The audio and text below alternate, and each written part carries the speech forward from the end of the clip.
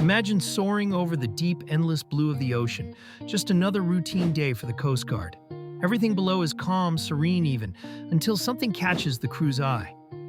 A makeshift flag on a deserted island. At first, it's hard to believe. Flag here, in the middle of nowhere? But as the crew lowers their altitude, the scene comes into focus. 3 people, 2 men and a woman, waving their arms frantically. They're alive, but just barely.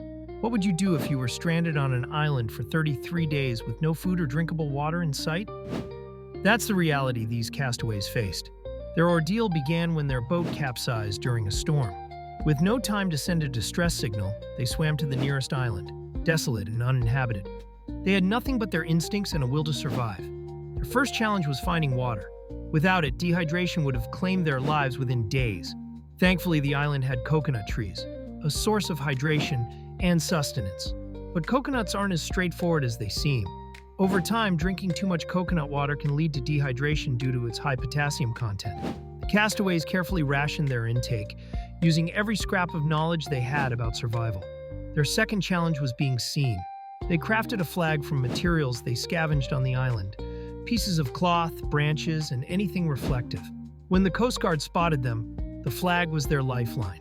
It's a reminder of how crucial it is to make yourself visible in a survival situation. Distress signals like spelling SOS with rocks or producing smoke by burning damp wood can mean the difference between rescue and being lost forever. But this story is only the beginning. Let's look at other extraordinary tales of survival, starting with Violet Jessup, a woman whose life seems ripped straight from an action movie. Born in 1887 to Irish immigrants in Argentina, Violet was the oldest of 9 siblings. Her early life was a test of resilience. After losing her father, she took on the role of caregiver for her family, all while battling a near-fatal illness that doctors were certain would claim her life.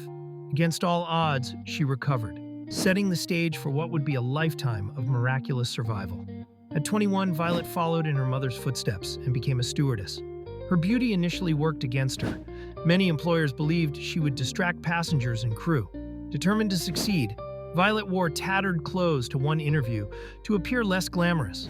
It worked, and she was hired to work on the luxury liner Olympic. The Olympic collided with a military cruiser in 1911, but Violet emerged unscathed.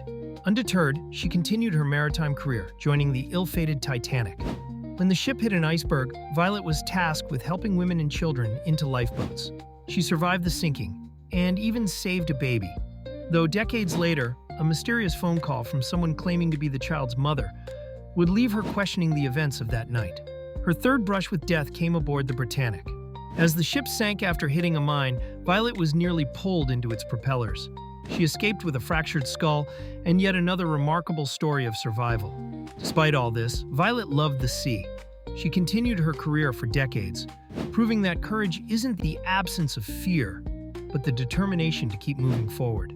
And then there's Bill Morgan, whose story seems like a divine intervention. After a massive heart attack left him clinically dead for 14 minutes, Bill shocked doctors by waking from a 12-day coma. Even more astonishingly, his brain was intact. Most people would count themselves lucky just to survive something like that. But Bill's streak of fortune didn't stop there. A year later, he scratched off a lottery ticket and won a car. Then, while recreating the moment for a TV crew, he scratched another ticket, live on camera, and won $250,000. It's the kind of luck most people can only dream of. But Bill's story isn't just about luck, it's about gratitude. He used his winnings to build a life he never thought he'd have, a home, a marriage, and a fresh start. And finally, we have Frano Selak, a Croatian man whose life defies explanation. Imagine being in a train derailment, surviving a plane crash, and walking away from multiple car explosions, all in one lifetime. Frano's ability to survive these disasters became legendary, yet he remained humble, using his lottery winnings to live simply, surrounded by family. What ties these stories together is more than survival. It's the human spirit's capacity to endure. But let's not overlook the practical lessons here. Could you survive in the wild like the castaways? Here are some tips. Water is life. If stranded, search for water sources first. If the water isn't clean, use a t-shirt or bandana to filter it. Then boil it if possible.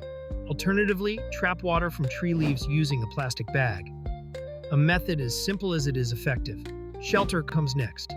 Avoid damp ground or hilltops. Build a shelter that protects against wind and rain, using leaves and branches for insulation. Signal for help. Use rocks to spell SOS.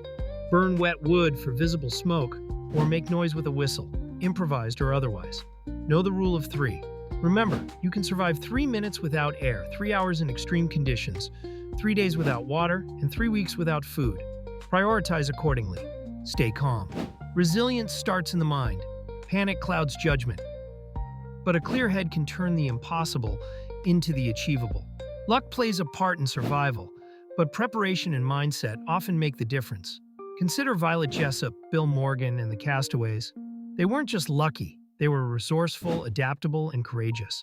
And while Frano Salak's life may seem like a cosmic joke, his ability to persevere through one disaster after another shows an unparalleled strength of character. So here's the question. What would you do in their place? Would you rise to the occasion or crumble under the weight of the impossible? These stories teach us not just how to survive, but how to live, with resilience, gratitude, and an unshakable belief in the power of the human spirit. What would you do if fate threw you into one of these unimaginable situations? Would you be prepared? Would you adapt? These stories remind us of one universal truth. Resilience isn't just about surviving, it's about thriving in the face of adversity. Whether marooned on an island, escaping a shipwreck, or navigating life after a near-death experience, we all have the potential to rise above the challenges life throws at us. So what about you? Would you know how to survive in the wild, face disaster at sea, or rebuild your life after unimaginable odds? And if you found yourself sitting next to someone like Frano Salak, would you feel safer or worry about the chaos that seems to follow them? These incredible stories of survival, resilience, and unbelievable luck remind us just how unpredictable life can be, and how the human spirit can triumph against all odds. If you've enjoyed this deep dive into the extraordinary, make sure to hit that like button to show your support and share this video with anyone who loves hearing about the remarkable power of perseverance. Got a story or survival tip of your own? Drop it in the comments. We'd love to hear how you'd handle these challenges. And don't forget to subscribe and turn on notifications so you never miss an inspiring tale like this one. Thank you for watching. And remember, life is unpredictable, but resilience is unstoppable. See you in the next adventure.